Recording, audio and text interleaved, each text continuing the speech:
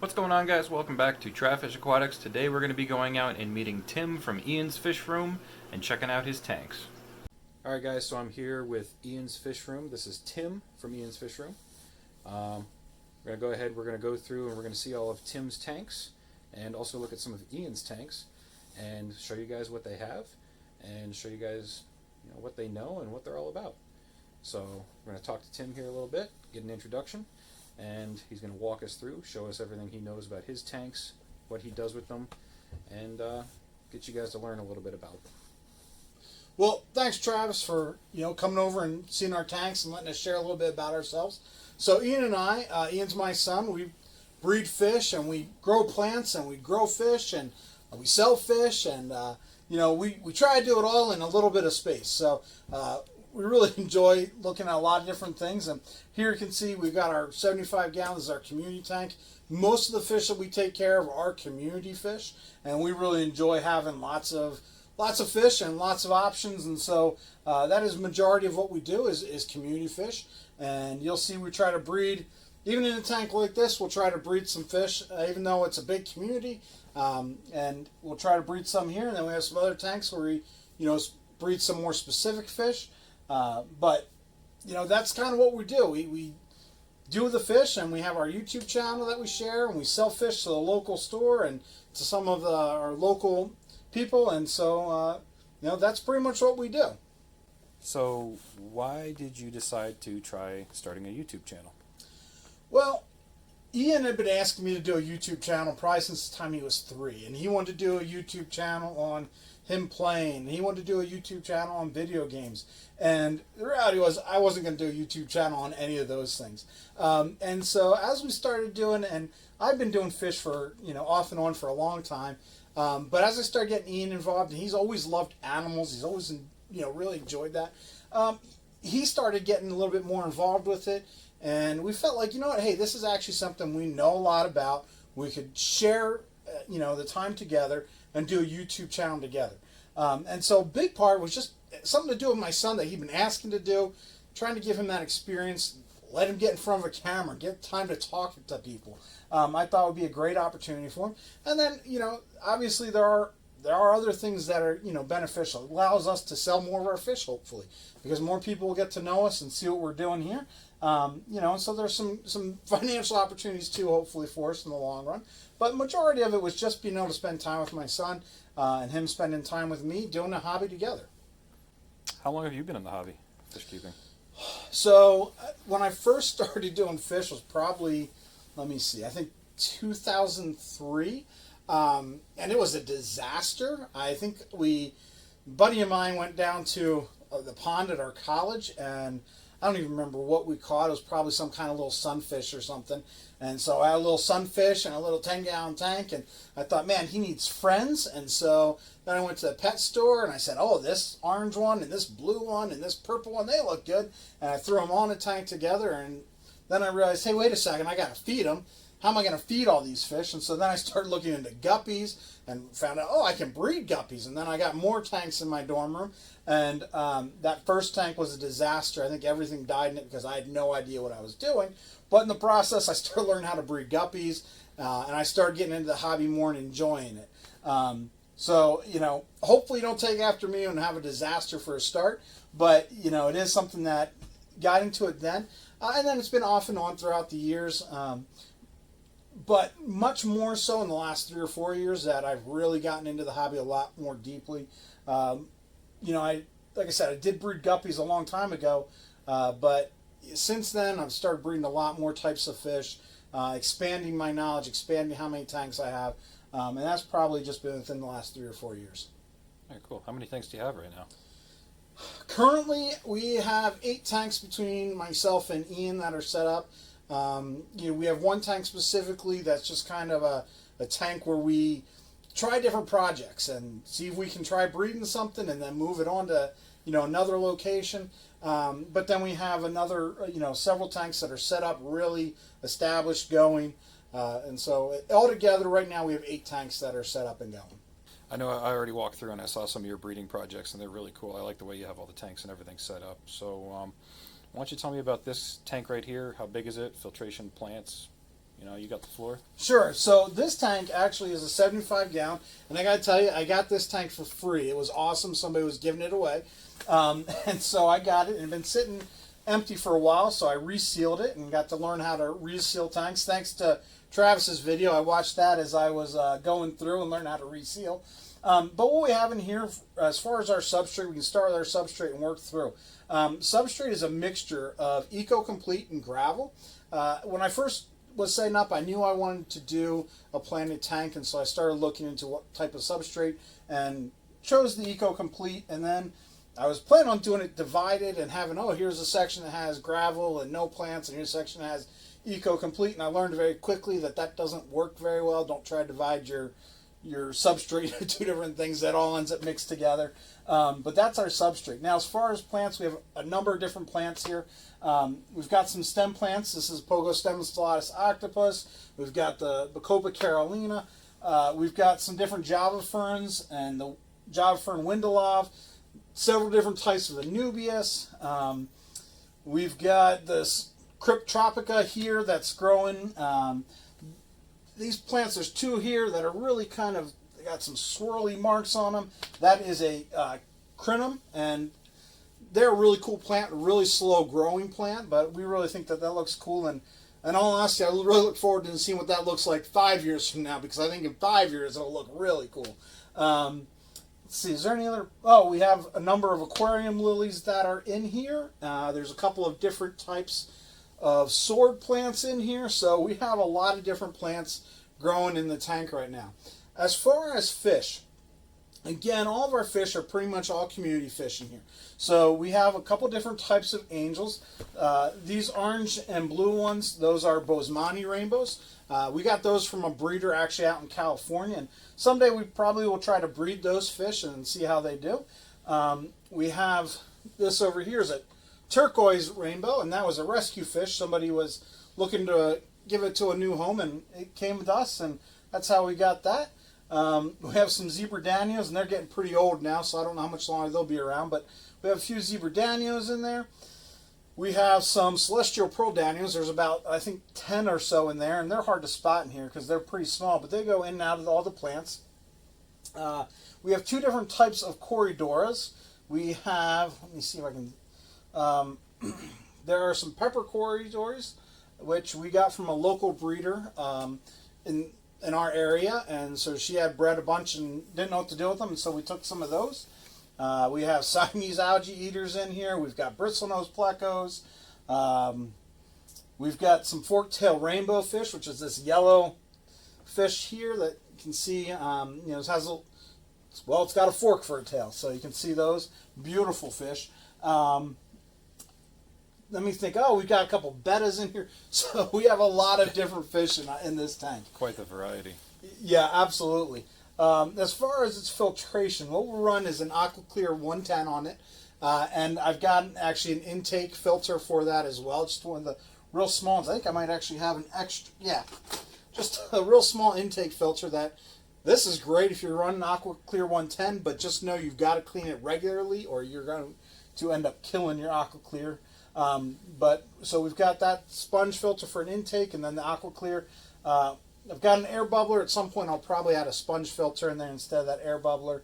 And then we're running just a small amount of CO2 in here. Most of these plants are easy plants, and so I don't need the CO2, but I think it really helps make the plant's more lush and grow quicker, and so we definitely enjoy having a little bit of CO2 in here. So I think that just about covers everything that's in the tank. Yeah, I'll tell you what, I see you post pictures of this tank all the time, and I wish this was in my living room, because I just love looking at this thing, man.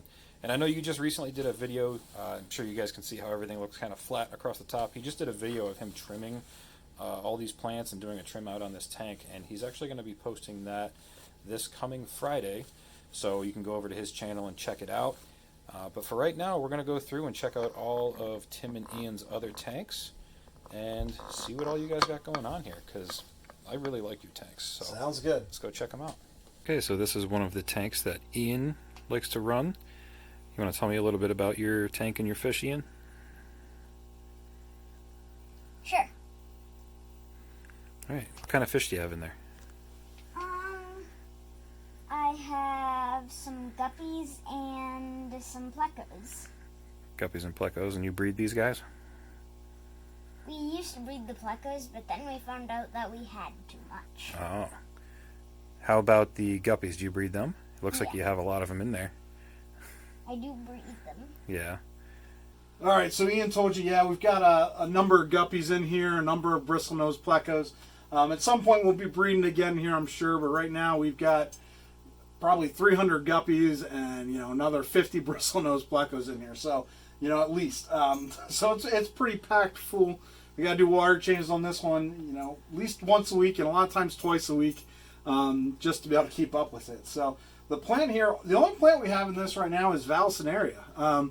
And we didn't start off with a ton of them, probably about, I think maybe like 3 pots worth. And the nice thing about the Vallisneria is it just keeps running out runners. And, now we've got a full tank of Vallisneria. So, and the funny thing with this is the plecos actually will eat on these plants as well. And even with them eating on it and all those plecos in there, you can still see it's going pretty well. Right now we're running the Fluval on the tank, and then this just has 2 sponge filters that we're running for filtration. So it's doing well. All right, so here's Ian's 29 gallon. Again, we got lots of guppies in here. I got some plecos. There's not a lot of plecos left in this one because we pretty much sold almost all the plecos out of here to our local fish store, and so there's not many left in there, but still a lot of guppies. And this tank has more of a mix of different types of guppies. A lot of times when we see other guppies that don't quite match, we throw them into this tank, and so we have, this is more of our mutt guppies. Most of them are these blue with the, orangish tail, and then we've got a lot of different variety of plants in here. We're running a sponge filter, and then we're running a hang-on back with a sponge intake on it. So not a lot here. We are trying to see, you can see down here, we do have a couple of shrimp in here. I'm trying to get a second colony going. I don't know if it's going to get going real well in here, but that's what we're doing with this tank. Okay. What do you got in this tank down below it? So the tank below is really where we got all of our shrimp. This tank, the shrimp have gone nuts in. And so we probably have, 100, 200 shrimp in here. And so this is, right now, this is our only tank that really has a good breeding population of shrimp. But then we've also got a number of guppies in here, and we're trying to work on these guppies specifically just to see if we can really get these. You can see these males, the blue with the metal heads on them. Really like the way those look, and so we've been trying to colony breed those specifically. So anytime we see something in here doesn't quite match up with those males, it gets pulled up and get thrown in the tank above. And this tank we're just running 2 sponge filters on there. If you look above, you can actually see we are running one of these aquarium co-op auto feeders, and that just goes once a day, basically in the middle of the day when Ian's at school and I'm at work, just to try to keep the population going and making sure they get fed throughout the day. All right, so this tank is a guppy tank. What we've got here these are my only purebred guppies. I say purebred because I'm sure not all of them will breed true, but these are some American Green Delta guppies, and I had a colony and I had some adults in here, and I had a pH crash, and so I lost the adults, but luckily I had quite a few fry in here, and so the fry are starting to grow up, and hopefully we'll get this colony going pretty good here shortly. And I haven't even shown this on my own channel yet because I really wanted to get the colony going pretty well first. But as far as plants in here, the majority of what you see in here, this is guppy grass. And guppy grass is one of those plants that, it is phenomenal for guppies. There's a reason they call it guppy grass, because the fry can hide in it. And it took over in this tank. It took a little while to get it going, but once it started, it really got going. And there's some Java fern there that you can't even see. And I actually do have a few bristlenose, super red bristlenose plecos in here. But it's so overgrown it's hard to see, and we're just growing those out right now. Hopefully at some point in the future we'll be able to start breeding those as well. So this tank is more of our project tank, and right now I don't know if there's any fish in it. You mentioned earlier that I just done a video where I trimmed all my plants in my tank, and what I actually did This tank didn't have anything at the moment, and so I took all those trimmings, and I just threw all the trimmings in here. And I don't know if there's any eggs on any of that or not, but I've been hatching baby brine shrimp, and so every day I put a little bit of baby brine shrimp in here.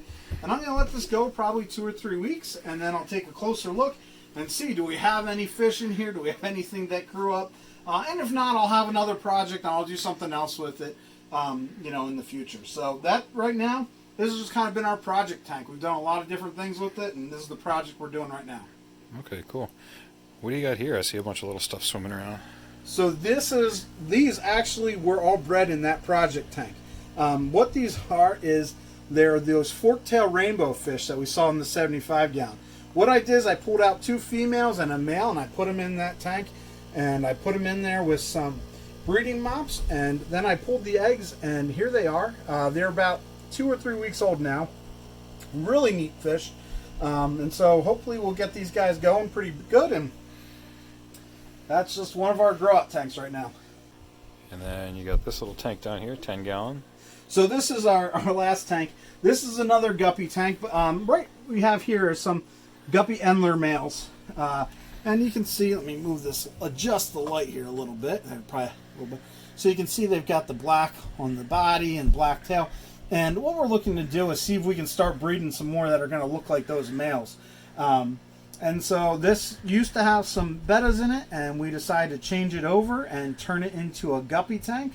And that's what we've got going in this tank. And I'm going to point out to you, Travis, in case you, well, 2 things. One, if you look at the filtration here, it's not something most people do with filtration anymore, and that is an under gravel filter. So we're running under gravel filter, and so far that's been working great for us for filtration. We like how that's been working.